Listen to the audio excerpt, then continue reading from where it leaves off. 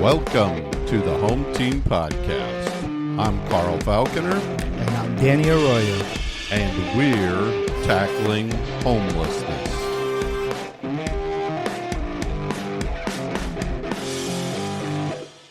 Today in our podcast, we will discuss two of our passions, football and ending homelessness. Please join us to 4 quarters with our topic this week being, what is the Continuum of Care, CoC? So how was your weekend and your holiday? It was good. Went up to Jacksonville, as I said, I think on the last podcast. I was planning on going up there. Went up there, family, friends. Had some family in from out of town. So it was pretty good. Nice. Yeah. I had family come over, my parents, my daughter, and her boyfriend, and had a nice dinner. We haven't had Thanksgiving in a couple of years in our house. Nice. So it was nice. And then went to Disney Oh, really? Okay. Saturday. So wow. Was it crowded? No, it actually wasn't. Really? It was very surprising, yeah. It was empty. Nice. Parking lot was empty. The lines for the rides, it wasn't bad. So That's it was great. chilly. It was good to walk around and not be sweaty. Yeah, absolutely. Yeah. So and they had just started the festival of the holidays that day. So Oh, which was wow. cool. Yeah. So Cool. it was a good weekend. Good deal. Yep. Good so, deal. And football we'll get to, but we had good weekends on football. Absolutely, so we sure did. We'll All get to right. that. As always, we'll start with our coin toss. So, Danny, go ahead and call it in the air. Tails. It is heads, so I will start us off. Great. Welcome to our first quarter. I'm going to kick off by defining our topic of the week, and then we will cover some news headlines and announce the results from last week's home team locks of the week. So our question or our topic this time is the Continuum of Care. The Continuum of Care, or CoC, as it's known in our system, for homelessness, is a coordinated and comprehensive system of housing and supportive services designed to prevent and end homelessness by guiding individuals and families through progressive stages, from crisis to long-term stability and self-reliance.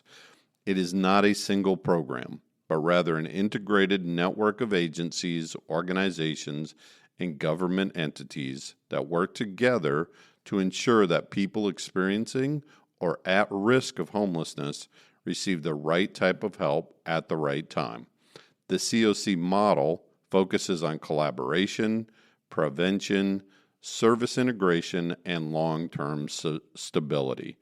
The only thing I guess I would add to that, Danny, is that it is a HUD-designated nomenclature or name. It's the Continuum of Care comes from HUD. I've been around in the homeless service system for so long now that I was around before CoCs were even a thing. But at one point, I guess it was in the 90s, maybe early 2000s, that HUD decided that they were going to break up the areas into smaller local geographic areas. And what they said is, we want you to create this Continuum of Care, this CoC, and we want you to have what they call lead agency, Right. kind of be in charge of that.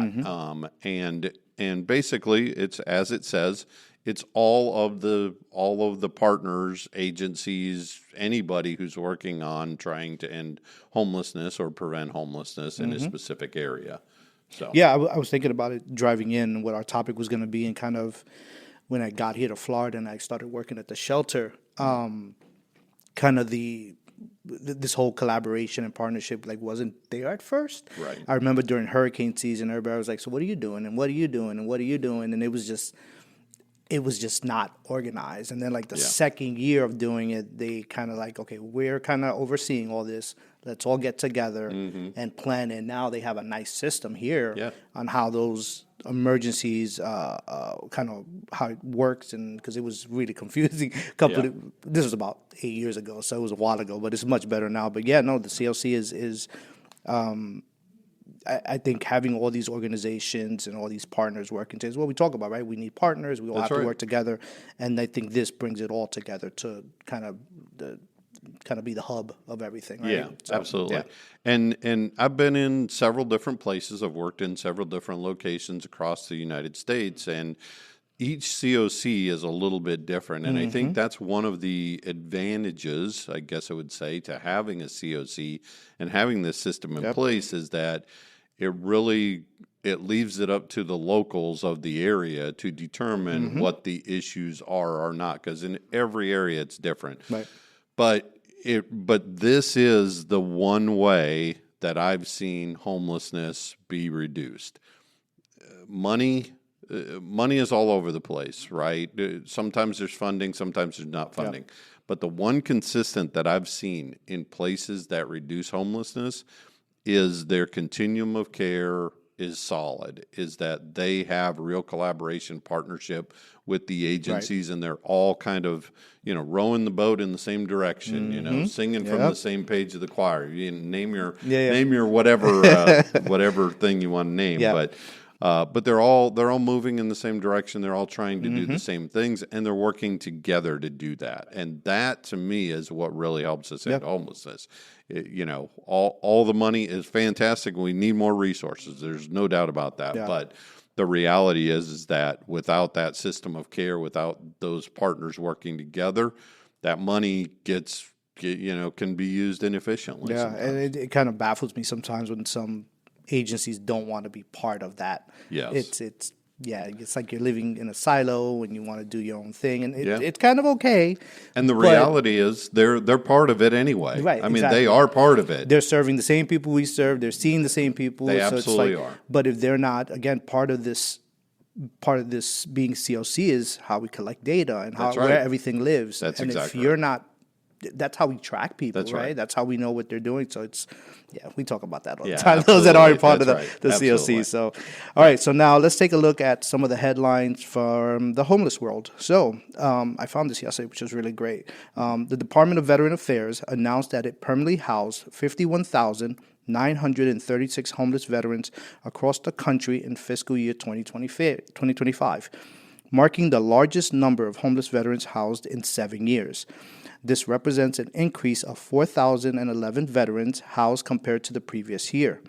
The Atlanta VA healthcare system houses 745 veterans locally, which is 157% of their planned goal for the fiscal year. That's fantastic. Is that great? Yeah. That's great. Yeah. And as a veteran myself, as you know, I'm a huge proponent of getting veterans off the streets. Yep. There's no doubt about it. Yeah. Absolutely. So those are great numbers that they're getting more people housed. And it's fantastic. So. Absolutely.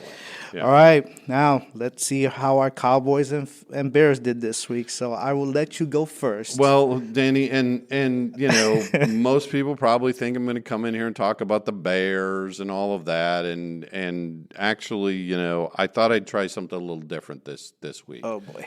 Okay. So what I thought I'd go ahead and I'd talk about the number one seed in the NFC. Do you know who that happens to be this? I don't this follow. Week, I don't Danny? Follow football anymore. You don't follow it anymore? The number one. Yes, it is your Bears. Oh, look at that! It is your Bears. I'm yes. still talking about the Bears. It is then. your there you Bears. Go. Yep. Who knew? The number one seed in the NFC right now is the Chicago Bears. Yeah, your text this weekend after the game was, "You're welcome." Yeah, there you go. Exactly. And in my head, I was like, "What is he talking about?" You told me that you needed the Bears to beat the Eagles, and in fact, we did. 24-15, the Bears beat the Eagles. 9-3. In Philadelphia. They beat the Eagles, and so so that puts us at the top of the NFC right now. If the playoffs were tomorrow, we'd be the number one seed and have home field advantage throughout the entire playoffs. We need to play back the first episode to see how first and second, and see how we sounded. It was a whole different tone. It was just sadness in our voice. Yes, exactly. So good. So next week's opponent, we're playing the Packers. Yeah. It's going to be a big game. It's going to be tough to play Green Bay. Obviously, it's a division game. It's really important. And now that we're the number one seed, we're the target of everybody out there. I mean, they're going to be looking at us, and they're certainly going to be trying to knock us off. So hopefully we can get another win. So my Cowboys, we won previous Sunday, and then we had a Thanksgiving game. Yeah. And we played the Chiefs. Yeah. Who aren't looking that great right now. No. So I didn't know how that was going to go, and it was at home. So Right. I've been to a couple of games at home, and they haven't won Right. on Thanksgiving. So the one year I didn't go. That's true. I went to a Thanksgiving day but, in Dallas. I went last year. We played the Bills and we got killed. But anyway, but we won 31-28. And we are now 6-5-1, so we're not at the top yet. But the Eagles are kind of dropping now. They've lost 2 in a row. Right. They've lost 2 in a row. We've won 3 in a row. Right. You've won 5 in a row. Yes, exactly. But next week we have the Lions, so that's going to be a hard game for us. And we're at Detroit, so we'll see. We're on a winning streak right now, so hopefully we keep it going. Well, their offense is looking really good. Dallas's offense is looking really good. Yep. We're getting some defensive starters back for the Bears, which is making our defense look better. So I'm hopeful for both of our teams at this point. Now, after next week, we'll see how it goes. From week to week at this point, right? You guys won 5 in a row. That's pretty impressive. One game at a time, yeah, right? One that's game how at we a have time. to take it. Yeah, exactly. All right. Well, that wraps up our first quarter, and we'll be back after this break. Hello, I'm Danny Arroyo, Vice President of Programs at Pathlight Home. If you're new to our mission, welcome. We're dedicated to changing the lives of those experiencing homelessness and hardship through housing, support services, and career training. What began as one dream for a compassionate solution to homelessness has become a reality. Since our funding, we've provided housing for more than 8,000 people, offering shelter, opportunity, and hope. This month, as we honor National Homeless Awareness Month, we are also kicking off our end-of-year campaign, a time to come together and give back.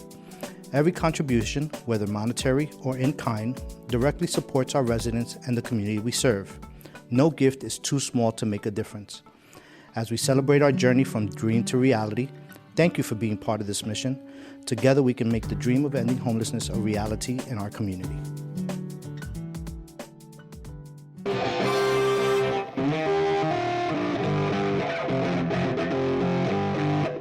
This is our second quarter where we are getting a little deeper into homeless topic with something we call offense versus defense.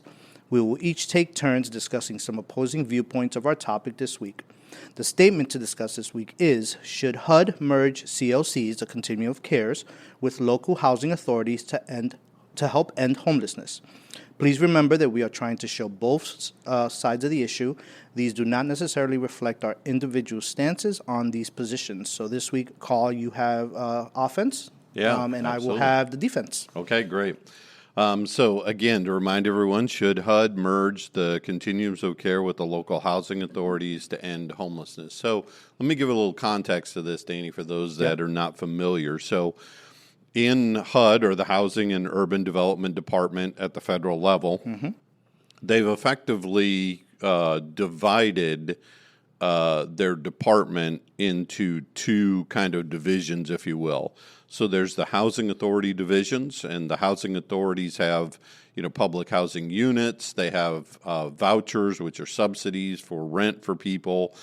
They own some properties, things like that, and give vouchers out. And their focus is on people who are low income.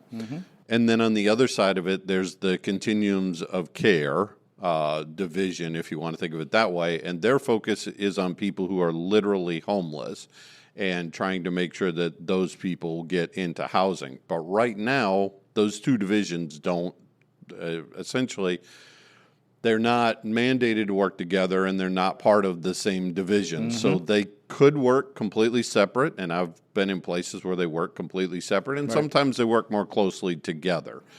So that's what we're talking about now, is should they merge both of those divisions together and essentially make them work together towards ending homelessness. So like I said, I have the pros, which is the offense, or yes, they should merge them together, and here's some of the reasons why they should. Stronger alignment of housing resources.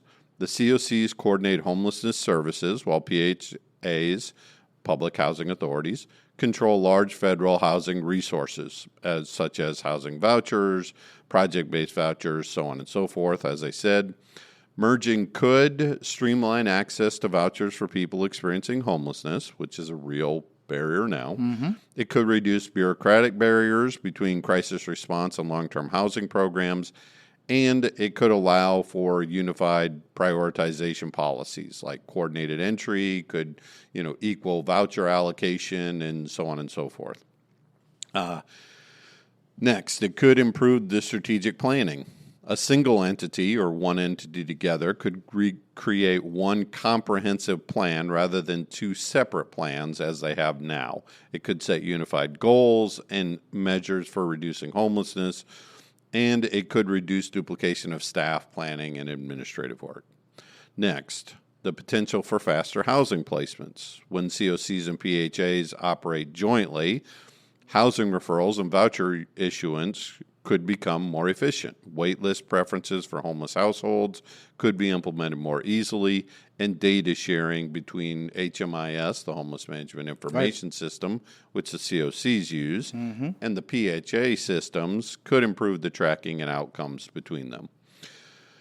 It also could consolidate funding and administrative functions. Shared administrative overhead may reduce costs. So obviously there's an economy of scale there if you put things together.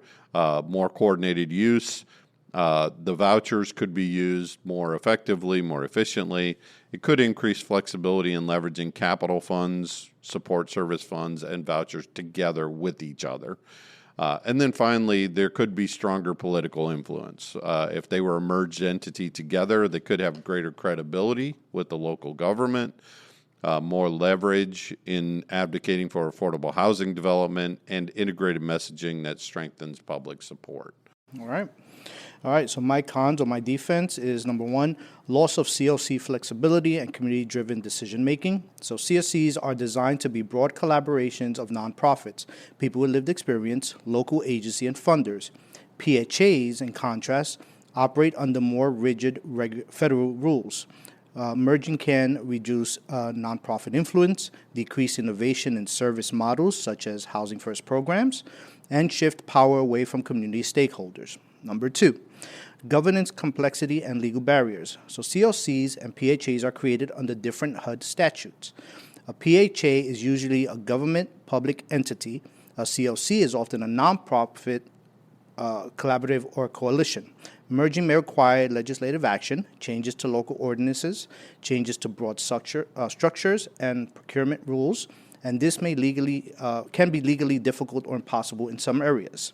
Number three, cultural and mission differences. PHAs prioritize long-term housing asset management, regulatory compliance, and financial stability.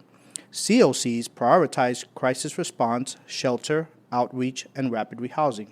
Merging may result in mission drift, tension between housing stability goals and real estate management priorities, and potential deprioritization of most vulnerable populations. Number four, risk of reduced competition and oversight. So COCs rely on multiple service providers. Competition improves program quality. A merged structure may centralize control too heavily, reduce innovation and accountability. Nonprofit partners may lose autonomy or funding influence.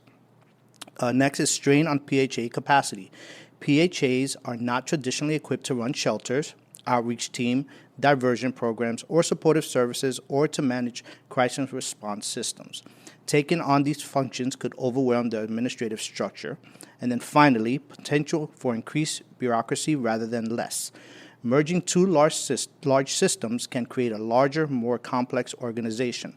Slow decision-making, or regular new compliance systems and IT integration. Yeah. So, just reading those, I'm like, I'm kind of in part of the pro one. Right. just again, everything that I said on my side, it's harder when you merge two big, how they run things so differently, but merging it together and figuring out how to read off each other and work off each other, right? Kind of, it makes sense in a way. You know, I understand that they don't talk to each other. That's why there's so much back and forth and confusion. Yeah. But on your side, just having everything, getting people faster into housing, more of those vouchers, which we talk about that all the time. Right. Not having vouchers, it just to me makes sense to kind of put them together, because again, they're both trying to do the same thing, just separately. Yeah, you know, absolutely. and it doesn't working together is just a little smart, I guess. Yeah, and to me, and I brought this up on a previous show again about actually ending homelessness. The biggest barrier to this working is the fact that PHAs are not required, public housing authorities are not required to serve homeless individuals before they serve other people that are low income. And unfortunately, the way their system and structure is set up, it's very difficult for people who are experiencing homelessness to get those vouchers or to get access to the public housing units.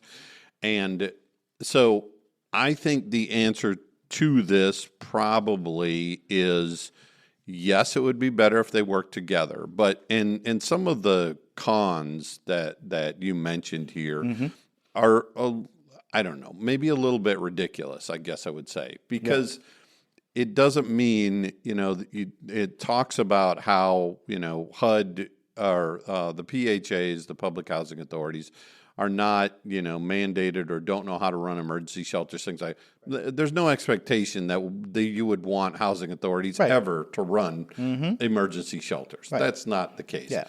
What we're talking about here is an integration of both of those divisions working together. Not necessarily that they have to be, that they have to be merged so that each one does the other's job. That's not what we're talking about. Right, because just saying that it's adding more to the administrative structure, it's not, because you're not going to go into the business of shelters or we handle that on our side. Exactly, the CoCs handle that. That's right. Exactly. And again, as far as local control and things like that, you still could have these two departments, if you will, instead of divisions that were both working on the same goals towards something. Exactly. And again, I mentioned this in a previous episode that we had, that if we use the public housing units and public housing vouchers and things like that, we have enough to end homelessness. If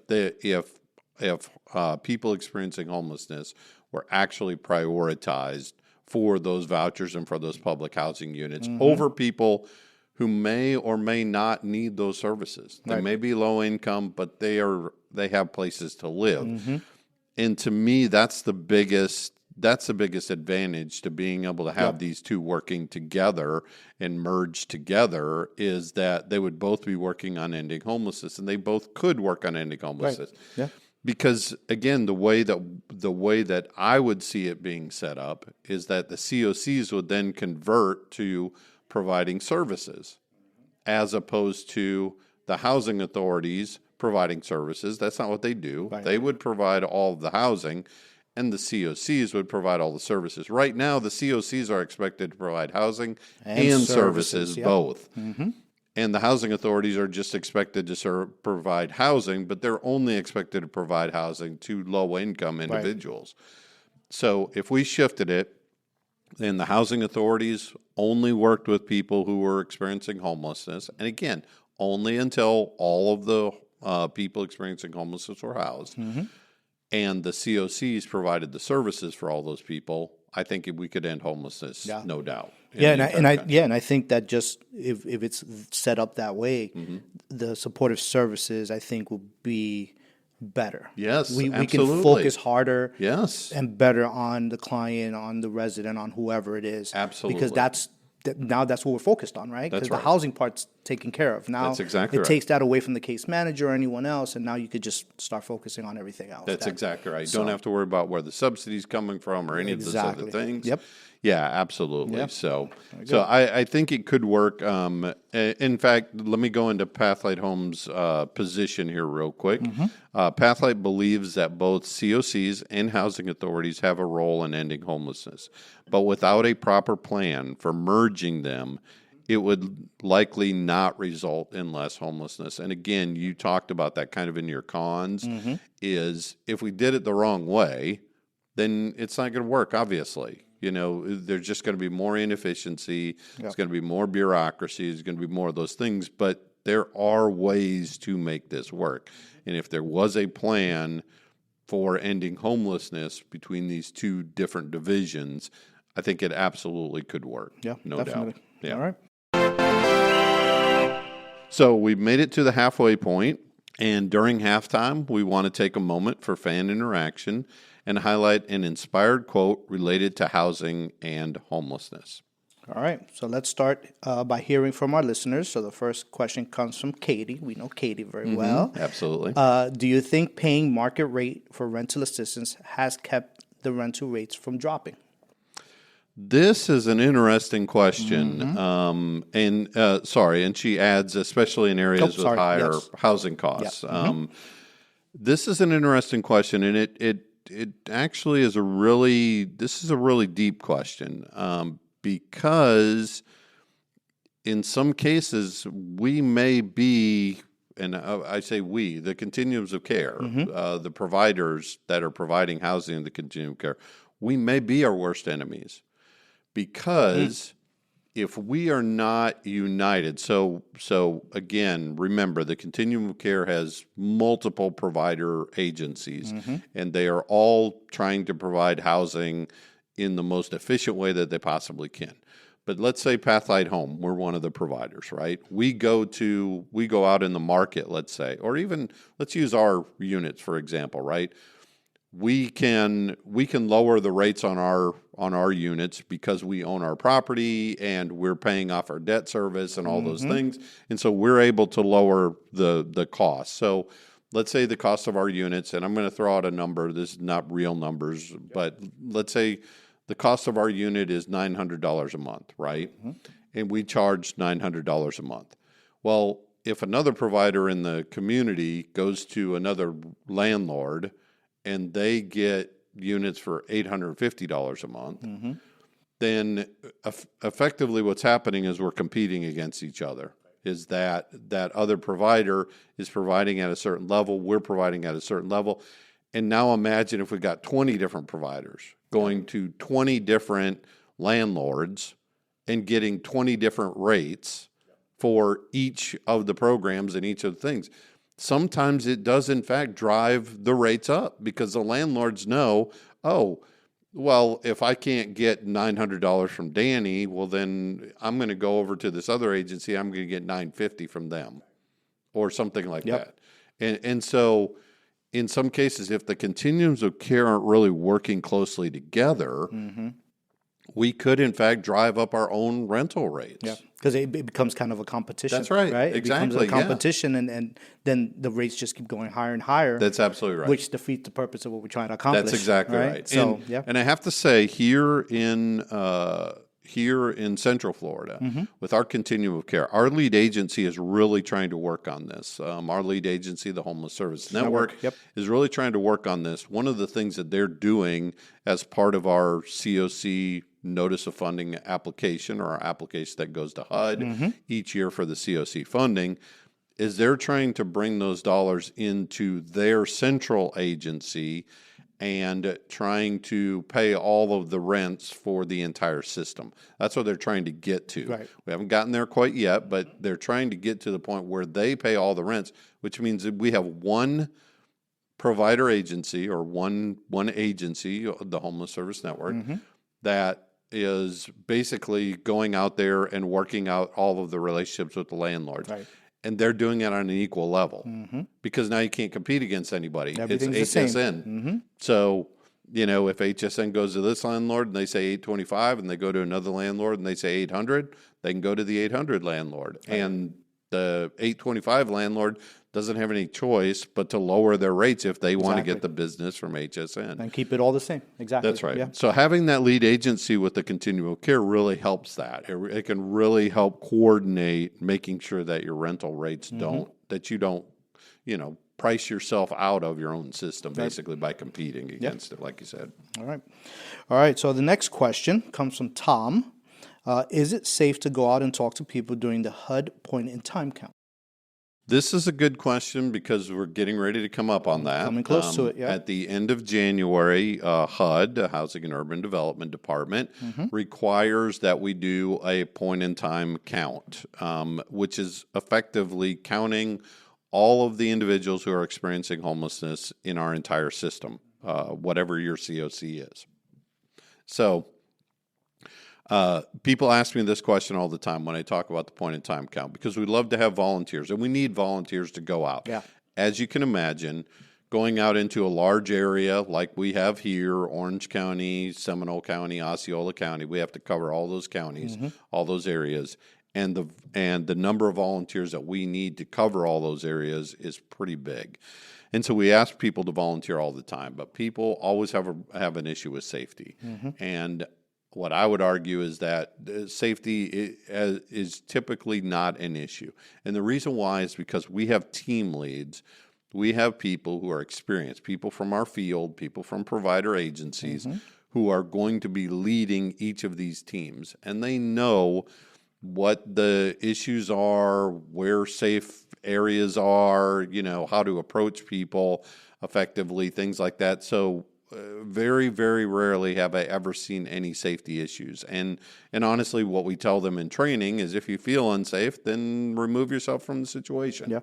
Yeah, no, I think that's one of the first questions that get asked, not only from volunteers, but even staff that's new, that's right, who've never done it, is it safe? Yeah. And I think people think that it's you go out alone and talk to people. Right. And it's not. It's groups of 5, it's groups of 6, right? That's Last right. year we did it together, and That's right. we had our cars were full with people, and we That's went right. out together. It's a great way, again, to educate those that have never done it, to go speak to people. Yes. But it's safe. It's not. 99% of the people we go out to talk to are very welcoming and very they just want to talk to you and answer any questions. They ask you what it's for first, and but there's a whole narrative that we tell them, but it's safe. It's never been an issue. Last year when I did it wasn't an issue, and so but that is the first question that gets asked by someone. That's right. Is it safe to go out? But I think it's because they think they're doing it alone and they're not having any support. Right. And the people that are going out with them, the leads, are experienced in this field, right? That's Me and you were leads last year. That's right. So we made sure we took care of those that came that never done it before, or even our staff. Yeah. So yeah. Yeah, and so we want to encourage people to sign up for it. We want to encourage people to volunteer. Like I said, I think the volunteer portal or the volunteering opportunities are going to be coming out very, very soon. And so please sign up for the point-in-time count. And as Danny said, it's a great way to actually learn about who the people are that are homeless in our area.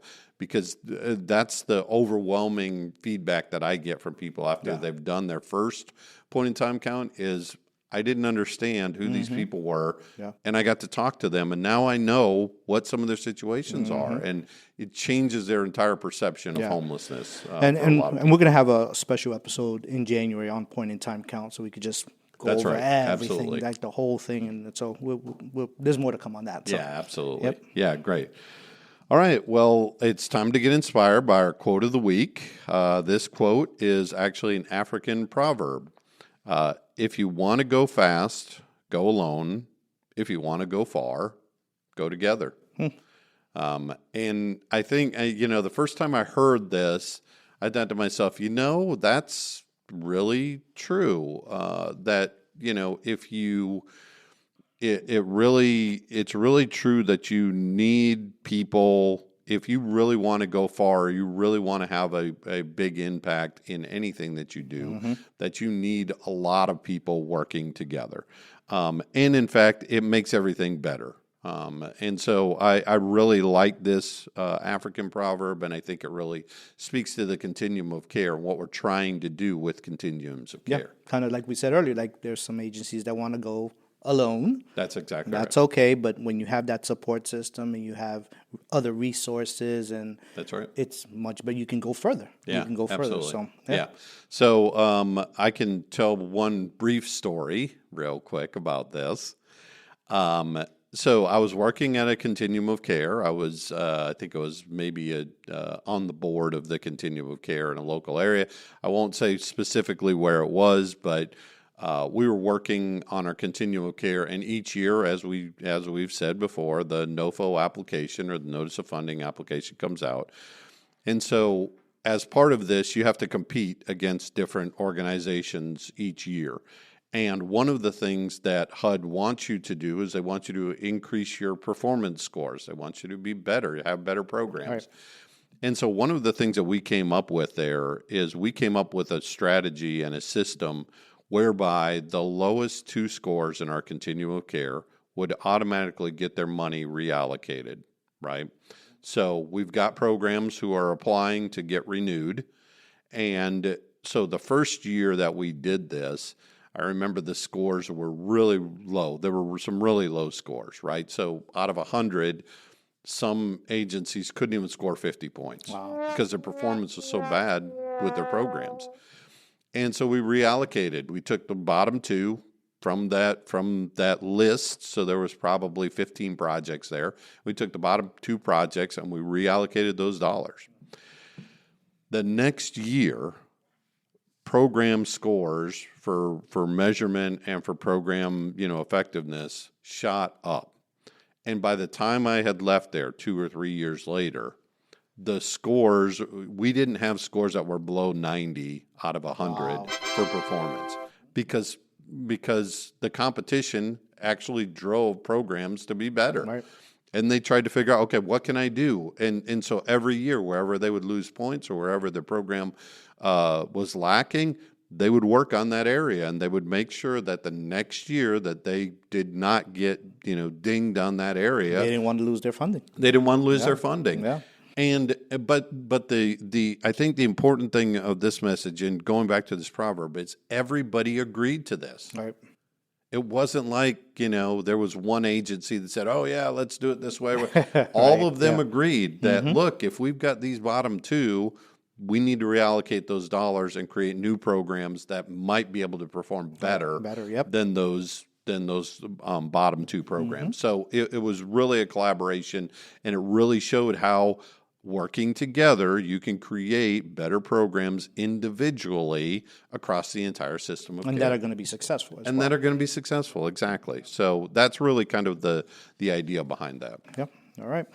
Okay, and that concludes our halftime. Please stay with us after this short message.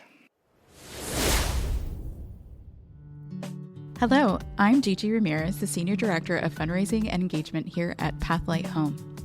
For over 30 years, we've helped more than 8,000 people transition from homelessness to hope. But when someone moves from the streets to their own home, they often have nothing. That's why we provide immediate essentials, everything from bedding and food to soap and cookware, to help them truly feel at home. Beyond housing, Pathlight offers career training and supportive services, like our 12-week culinary program, helping residents gain skills, find jobs, and rebuild independence. You can be part of the story. Volunteer your time, donate essential goods, or become a monthly Pathlight hero, ensuring every neighbor has a chance to thrive. Visit pathlighthome.org to donate today.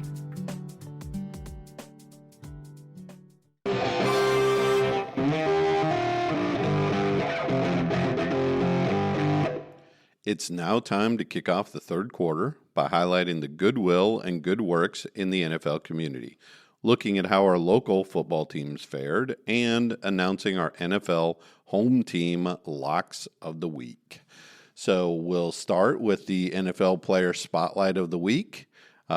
This week it is Rock Hill native Mason Rudolph, who is now a quarterback with the Pittsburgh Steelers.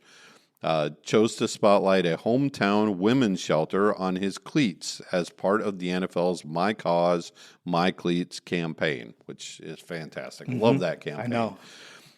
The Northwestern High School alumnus said he selected the Lifehouse because of its connection to his home church, Westminster Presbyterian. I know some of the people that helped start it back in 2020, and I think sometimes we only think about homelessness in big cities like New York and Los Angeles, Rudolph explained. But there's obviously a need in smaller cities like Rock Hill. The NFL's My Cause, My Cleats campaign is a player-led initiative where players, coaches, and staff wear custom-designed cleats to spotlight causes that are important to them. Courtney Denton, the executive director of the Lifehouse and director of Women's and Mercy Ministries at Westminster Presbyterian, said she's known Rudolph since his childhood. He knows that all of life is not about football, Denton said. The opportunity for him to leverage his platform in a way that brings glory to God and honors his community is a really special thing. We certainly are very grateful to be the recipients of his support. Founded in 2020, the Lifehouse aims to provide help and hope to homeless women in need. In 5 years, it has grown from a single shelter to 4 outposts across the Rock Hill area while assisting nearly 800 women and children. That's fantastic. Very good. That's great. Yep. My cause, my cleats. Absolutely. My cause, my cleats. Yeah. That's one of the better ones. I have to agree with that. All right. Now we go on to the fantasy football. Yes, all right. sir. So last week obviously was our Thanksgiving episode, so I didn't have a choice for fantasy football player of the week. This week I'm choosing Trey McBride. He's the tight end for the Arizona Cardinals. They play Los Angeles Rams, and he's projected to get 11 points. I think he will probably outperform that. Trey McBride is one of the top tight ends in the NFL, and he's good. And against the LA Rams, they're going to need a lot of offense to really get that going. So I look for Trey to really outperform that 11-point projection that he has. Now we go to our fantasy flashback, which is a really good one. One of my favorite players, used to be anyway, Julio Jones, wide receiver for the Atlanta Falcons. In Week 14 of 2014 versus the Green Bay Packers, he had 11 receptions, 259 yards, and 1 touchdown. Good game. The downside is they lost the game. They lost the game, but it also speaks to why he probably had 11 receptions and 259 yards. They were getting beat, so they just kept throwing it to Julio. And let me tell you, he was one of my favorite players. He was a good player, yeah. Really, really good player, especially back in 2014. So if you had Julio Jones in Week 14 of 2014, you probably won your fantasy football game for the week. Now we'll take a look at the local football teams. Danny, it feels like this is my whole section here. Okay. It's all me. It's okay. It's all me. It's all you. It's okay. But the local football teams to watch, of course, Jones High School still winning. They won. Yeah. They won again. Jones beat Lake Wales 24-10. They are now ranked 32nd in Florida, and in Orlando they're ranked number 6. Number 6, yeah. Their next game coming up is going to be obviously Jones versus Port Charlotte. And remember, this is the playoffs, so they're both 11-2. They're both 11-2, and they should be another good matchup. But I look for Jones to keep on rolling, and hopefully we'll be in the championship soon. Not bad. So very good. Absolutely, yeah. All right, Danny, take us away. All right, so my Boone High School was eliminated, so we can move on from there. Exactly. But let's go into locks of the week.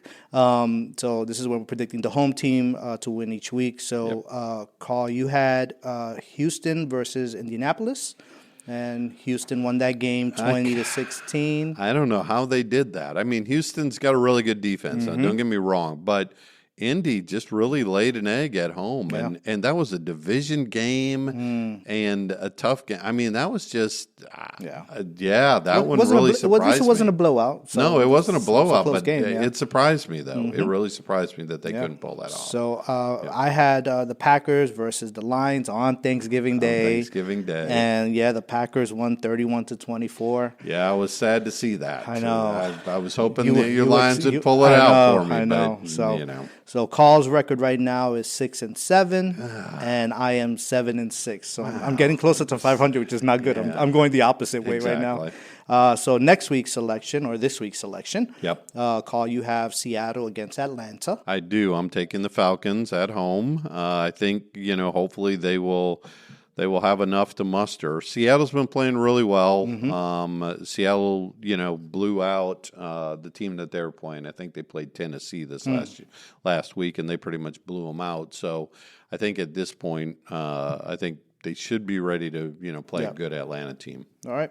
And then I have the Commanders against the Vikings, and I'm picking the Vikings for that one. Yeah. Just because the Commanders are not playing very well this year. So that's true. They are not. That whole Giants, Commanders. Yeah, but So that's good for Dallas, right? Exactly, yeah. That's perfect for we're Dallas. scraping up a little bit at a time. Absolutely. So, and if Philadelphia keeps going the opposite way. That's right. They might be able to make it into the playoffs. Yep. Absolutely. Like your number one seed NFC. Yeah. Yeah. Well, who's All the number one seed? I in the don't know. I NFC, can't Danny? recall. I don't Okay. know. I don't Just know. wanted to check. All right. Just checking in on that. All right, let's move on. So let's stay tuned for our wrap up after this message.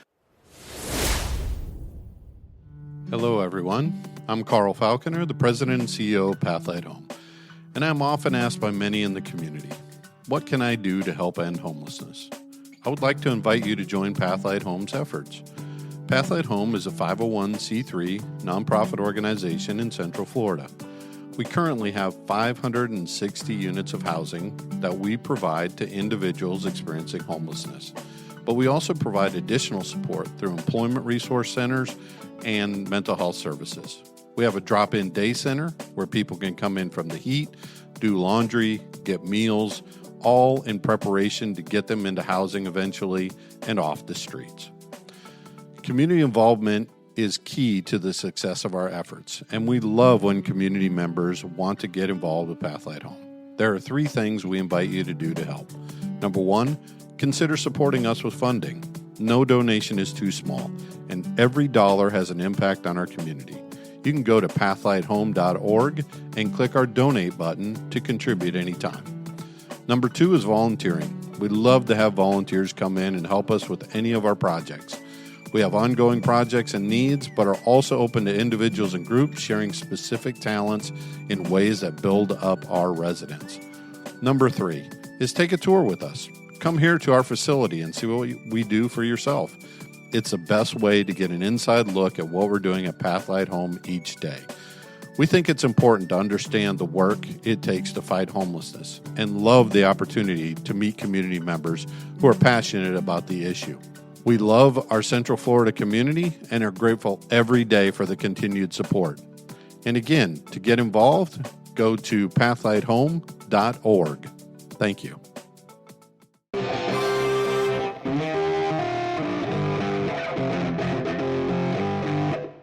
Welcome to the 4th quarter, where we will wind down this episode by reflecting on a homelessness MVP and fumble of the week before wrapping up with our key takeaway. All right, Danny, you have the homelessness MVP of the week. Yes. All right. So students with JAG KY in Kentucky, programs at Mullins School and Pike Central High School, joined members of the community on November 19th to help raise awareness of homelessness and hunger issues locally.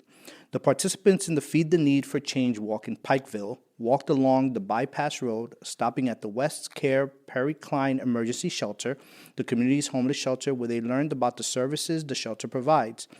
The week before Thanksgiving, according to shelter prevention specialist Rick Branham, is National Hunger and Homelessness Awareness Week. Annually, Branham said he has tried to do something to promote awareness of the issues in Pike County. Still to this day, people don't realize that we actually have a homeless shelter here in Pikeville, Branham said.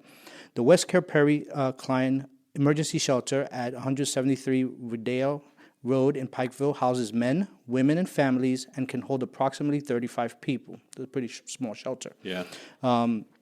This time of year, especially, the shelter is full. As temperatures change, people need a place to go, Branham said. Many people are not aware of the issues' impact locally. We do have hungry and homeless people here in eastern Kentucky, he said. Maddie Ratliff, student advisor with the Pike Central JAG KY program, said the event also included a food drive. Both Mullins and Pike Central, we did a food drive, she said.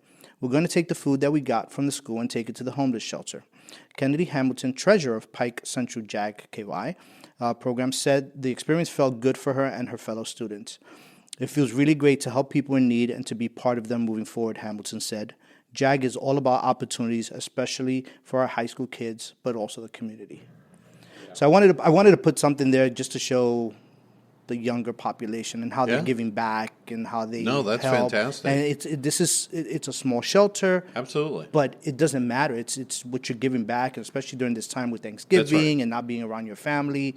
It's just helping out. And what he says is I took it as a plus and a negative because he said that people still to this day don't know that there's a shelter there, which I think is good because maybe there's not a lot of homeless people there. Sure. But also it's bad because you want people to volunteer. You want people That's to give right. back and donate and things like that. So, Yeah, and again, pointing out rural homelessness. You know, people think that all of the homeless individuals Yep. in the country are in, you know, big urban areas.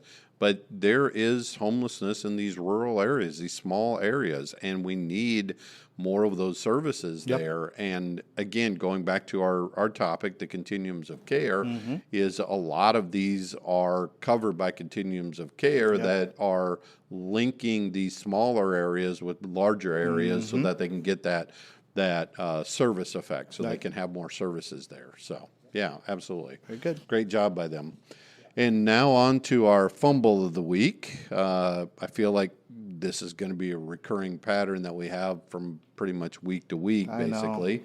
Tyson Whitaker is the founder of Seeking Him Outreach, a nonprofit organization that provides food for the unhoused population. "What is up, my man? Can I get you a water?" said Whitaker while talking to a man living in a Santa Ana, California parking lot. "How many dogs do you have? I got some dog food if you need it." On November 4th, Orange County supervisors adopted an ordinance, Orange County, California, by the way, adopted an ordinance that will allow law enforcement to arrest and fine individuals who are camping in county parks, flood channels, and other county properties. Again, here we go with the ordinances. Under the ordinance, the county can arrest and fine those struggling with homelessness up to $1,000. Because, you know, most of the people that we know that are homeless out on the streets just carry $1,000 around in their pocket, right? Of course. Yeah, obviously. And I'm sure they're going to get a huge windfall from that, the county. You know, they're going to get a whole bunch of money from people who can't pay them. Anyway, just days after the ordinance went into effect, Whitaker said the number of people on the streets seemed much lower. This last week, there was trash all over right here because there are so many of them. But they have been kicking everyone out, said Whitaker. He said that most of the unhoused population struggles with mental health and addiction issues, and that he feels this ordinance is a step in the wrong direction. All you're doing is giving them a record now, and so the next time a cop pulls them over, they're automatically going to assume that they have this background, said Pete. They're going to get messed with by police, and you're not going to be able to get a job. This ordinance follows last year's Supreme Court ruling, Grants Pass versus Johnson, we've talked about that before, that lifted a ban on arresting people for sleeping in public places when there were no shelter beds available. Orange County Supervisor Katrina Foley said a big part of the reason she pushed for the anti-camping ordinance was to combat crime. She said not everyone camping on county land is struggling with homelessness.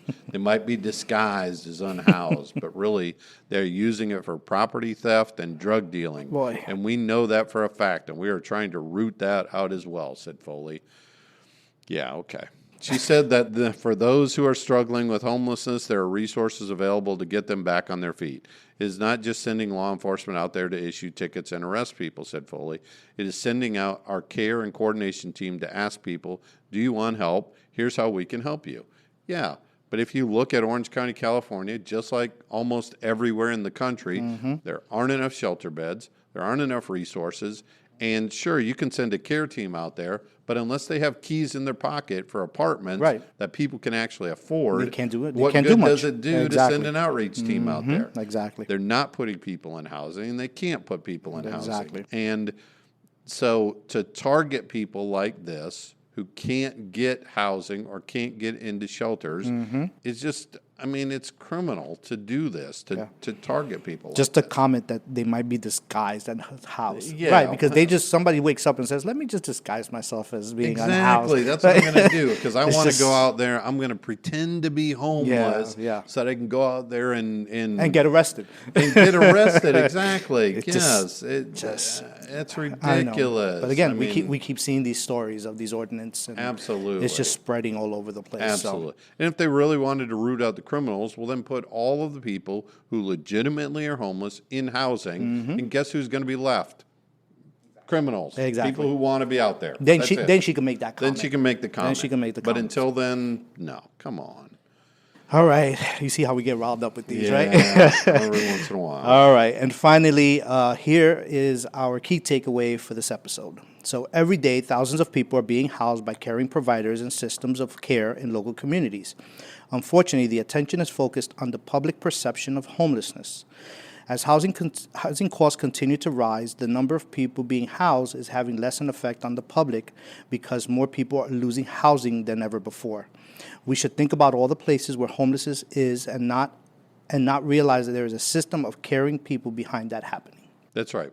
It's, again, I drove into work today and did not see one homeless person out on the street. Mm-hmm. Now, I can pretend that that's because I drive some special way or something, Danny. But the reality is there are lots of places in our community where there are not homeless people out in the streets. Mm-hmm. And the reason for that is because of our continuums of care. It's because of our providers. It's because of the community members who are involved with us. It's because of all of us doing this work. And the problem is that we just keep focusing on what's not getting done. Right. You know, there's lots of things that are getting done out in the community. You know, I mean, again, to use that football analogy, right? People get penalties, right? Players get penalties during the game. Mm-hmm. But of the overwhelming number of plays that go on during a game, there are not that many penalties that happen. Yep. But what do people always point out? What the penalty is. Yep. That's it. Oh, my team had 10 calls against them, and they lost 100 yards. And out of 70 plays, they had 10 penalties, right? Nobody looks at those other 60 plays. They're looking at those 10 penalties. Yeah. And absolutely, we want every single person to get off of the street. But the reality is we're doing a lot of work, and there's a lot of system behind what's happening here to make sure that homelessness isn't worse than it is. Because there are definitely places where homelessness is significantly worse than in other places. Yeah. And where the stronger continuums of care are, where the stronger agencies, providers are working together, that's where you see that homelessness is not as prevalent as other places. Exactly. Yeah, I think with us, when we started this podcast, we talked about how we were going to format this, right? Right. And how we didn't want to just show the negative, but we wanted to show the positive. So all these MVPs of the week. And absolutely. But we also want to address these, these stories that just are horrible, but there's a lot of good going on in the community. Look at the veteran one that I just read. There's a lot of good going on, but people always focus on that negative. You saw one person on the street. Oh my God, there's too many homeless people in the street. Exactly. It's like just. It's like, well, what about the other 12 street corners that there was nobody there? Stopped at, that nobody was at. Exactly. But you see the one, and that's all you remember. And that's all you remember. So that's exactly. Yeah, but there's a lot of good going on, and there's a lot of like you said, the continuum of care with all the partners and all the agencies that are working together. There's a lot of good going on. Absolutely. We're just not out there bragging about it. That's right. We're just doing the work because we just want to get people housed. That's exactly right. Yeah. Well, that concludes our episode for the week. Remember, if you have any questions or comments for us, please email us at questions@pathlighthome.org. As always, we leave the last words for our beloved co-founder, the late Reverend Fred Maxwell. Take it away. I'm still dreaming. That we will become able and sufficient to increase the housing of homeless. This is merely a beginning.